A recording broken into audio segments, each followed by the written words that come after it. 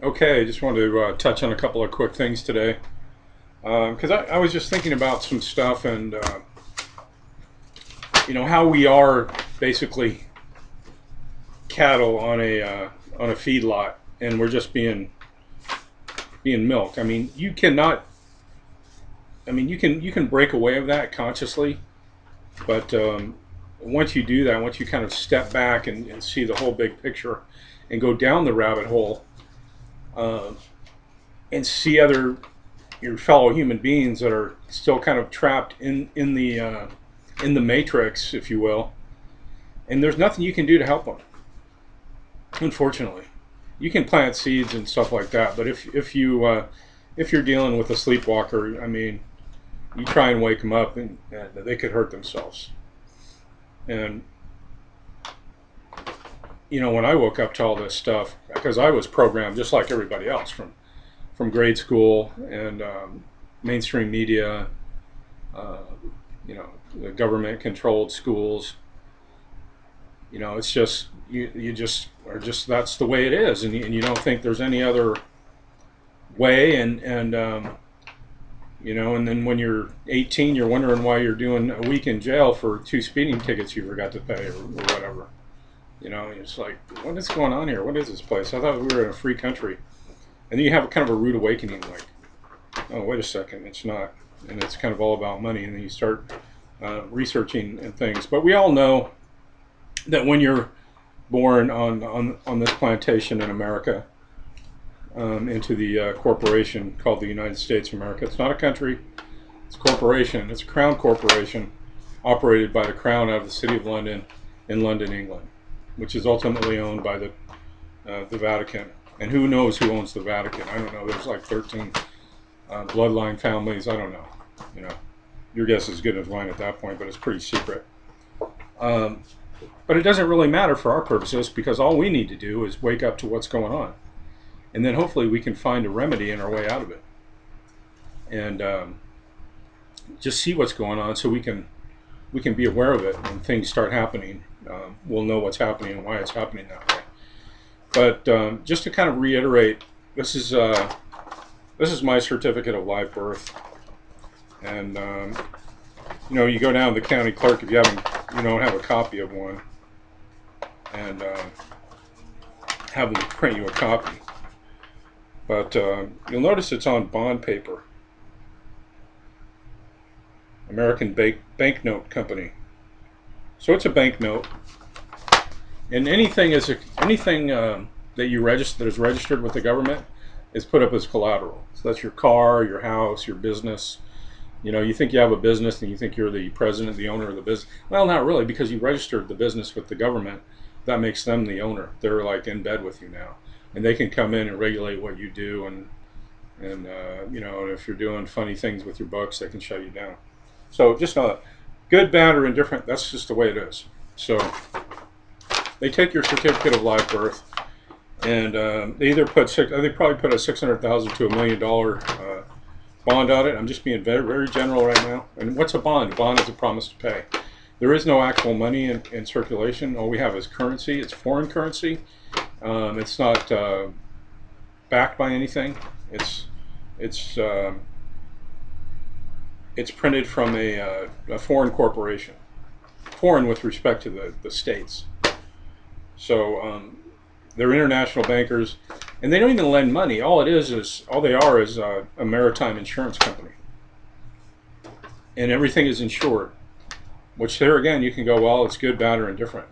Can you end the Fed? Sure, but they'll just call it something else. I mean, this is the way international commerce gets done.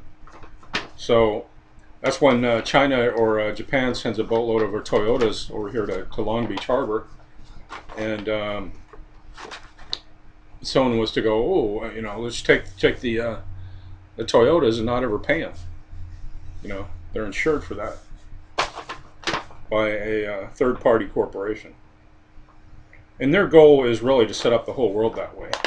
And I don't want to get too deep into that right now, but you see the last countries that are holding out from going on board with us and this debt-based currency system.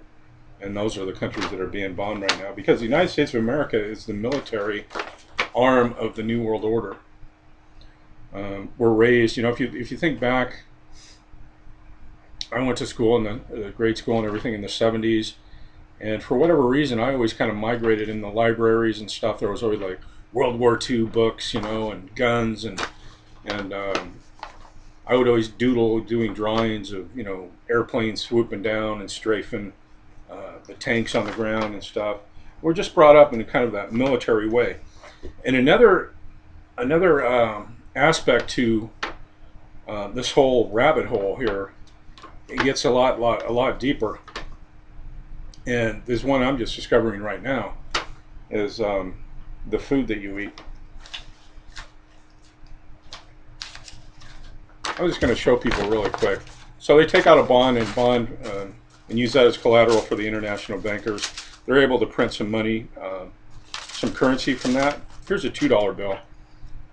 And the $1 bill and the $2 bill, you'll find a letter on there, A through L. There's 12 Federal Reserve banks in the Federal Reserve System in the United States on our plantation in the federal districts. And if you look on the back of your Social Security card, and this has got to be after 1999. I always get emails from you.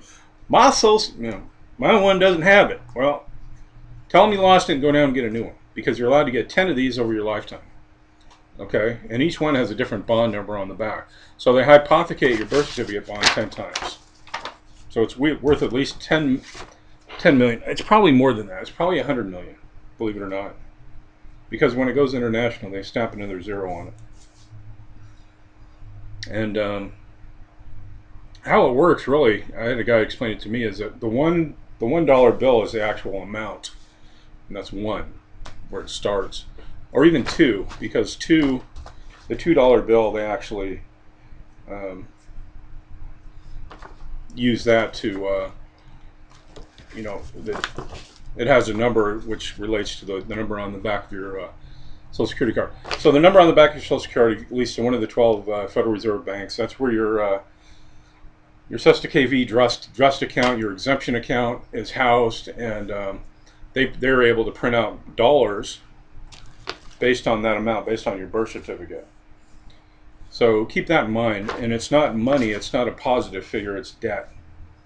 So anytime you work 40 hours a week and they give you a check, the routing number on the check always goes back to one of the 12 Federal Reserve banks, not Bank of America or Wells Fargo or anything like that. It's always, they're just a go-between. And those are international too. If you look at a Bank of America, it's like owned by the Vatican, and all these other banks are too. So there's no like, you know, patriotic type banks or anything out there. So anyway, so there's ways you can use this to discharge your debt, because all debt is paid. Because after the Civil War, we're all considered POWs, and they put everything into a SESTA KV trust of 1666, and that means you're lost at sea, and they don't know if you were killed or whatever. And so you're basically what they do is they pick you up when you're born, they put you on the ship, and then they dump you overboard, and then you're considered lost at sea.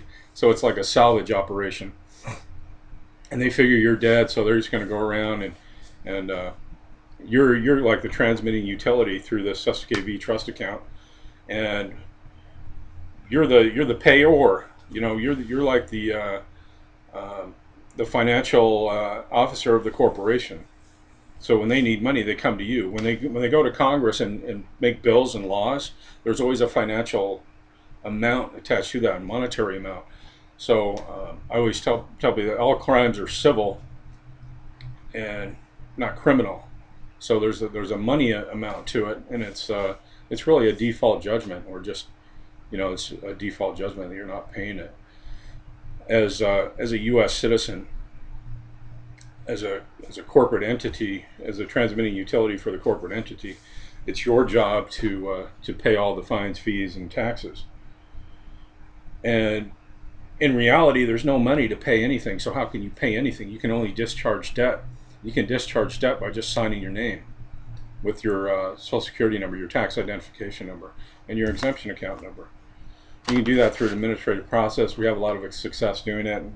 and some don't. Some people jump into it too quick without understanding it. They don't know how it works.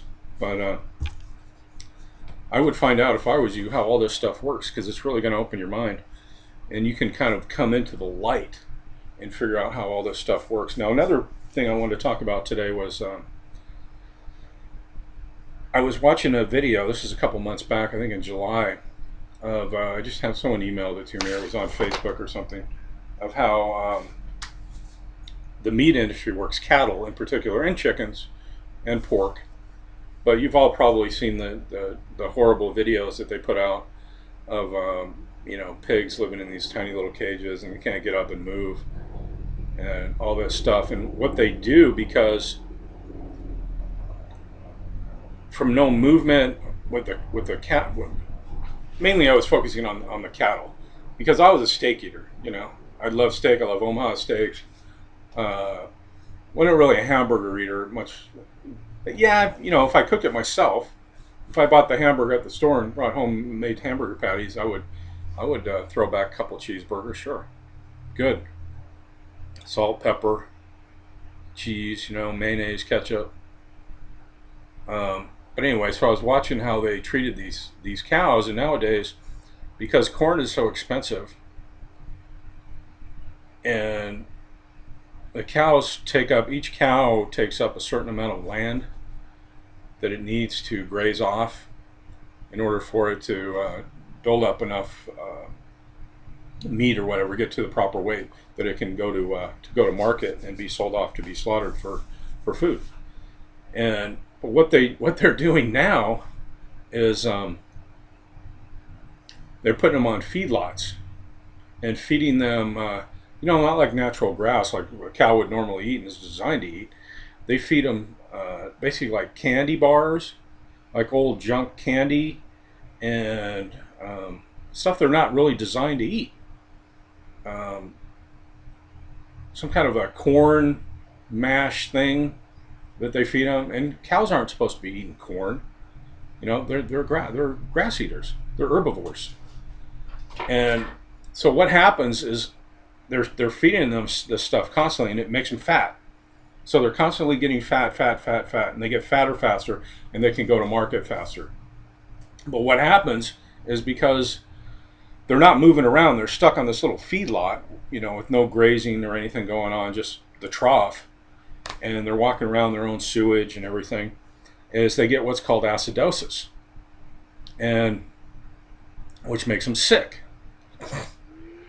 and fat and obese, and then what they have to do is they have to put antibiotics in their feed with them to counteract the acidosis. Now, if you go in and study what acidosis is, it's a blockage of the lymph system, where you're eating a foreign protein or something that your body's not able to really digest, and what happens is your lymph system backs up, and you get all mucousy, and you get sick. And that's why, like, humans get a cold or something, and you cough and you're sneezing, all the mucus comes out. So you go to the doctor, and what's the doctor give you? He gives you antibiotics, right? So I don't know. I was just doing the parallels there with these cows that are stuck on a feedlot, and how most humans are, because we're out here eating shit that we shouldn't even be eating. And now you have these companies, Monsanto, that have this GMO corn and stuff. What they're having to do, because people are getting so sick, is they're having to engineer the antibiotics right into the food, along with the pesticides and the herbicides.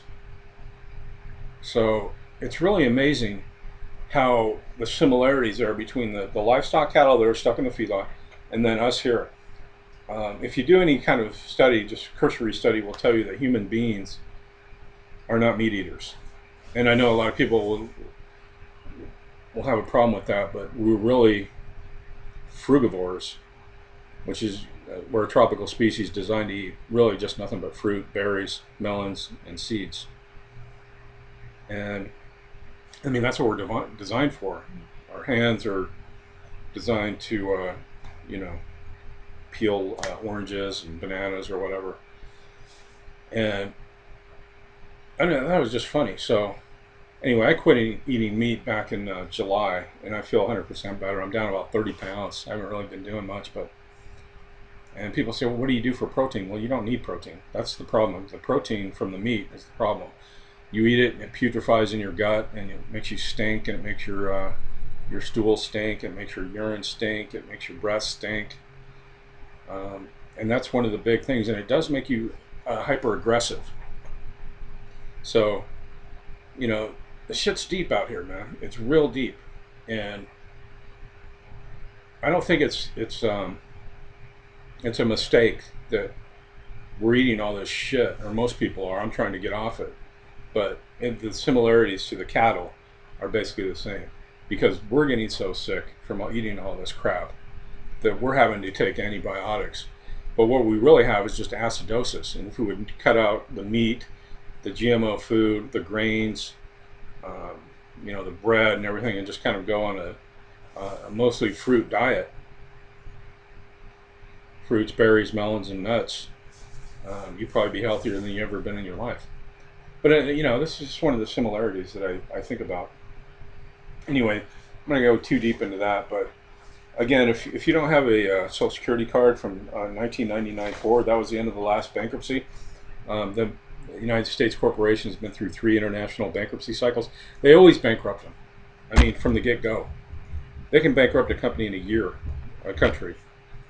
And when the international bankers come in and loan you credit, which is actually just debt, and you have to put up collateral for it.